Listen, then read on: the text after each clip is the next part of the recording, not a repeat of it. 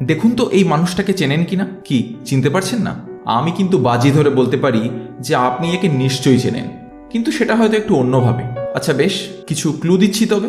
ইনি আর এনার দাদা দুজনেই দীর্ঘদিন ছিলেন ইসরায়েলি স্পেশাল ফোর্সের অফিসার। 1976 সালে উগান্ডার এন্টেবেতে এক রুদ্ধশ্বাস হোস্টেজ রেস্কিউ অপারেশন করে ইসরায়েলের স্পেশাল ফোর্সের 29 জনের একটি দল।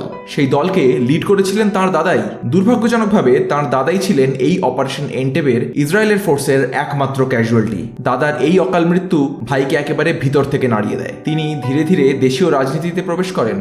আমেরিকার সঙ্গে ঘনিষ্ঠ সম্পর্কের জেরে খুব তাড়াতাড়ি তিনি রাজনীতির পিচ্ছিল সিঁড়ি বেয়ে 1996 সালে হয়ে বসেন ইসরায়েলের নবম প্রধানমন্ত্রী। হ্যাঁ, ঠিকই ধরেছেন। এই বন্দুক হাতে হ্যান্ডসাম কমান্ডো ভদ্রলোক আর কেউ নন, ইসরায়েলের longest serving prime minister Benjamin Netanyahu. আর তাঁর দাদার নাম ছিল ইয়োনাথান নেতানিয়াহু। এন্টেবের সেই রুদ্ধশ্বাস অপারেশনের ব্যাপারে আরও ডিটেলে জানতে এন্টেবে নামের এই সিনেমাটা কিন্তু একবার দেখেই আসতে পারেন।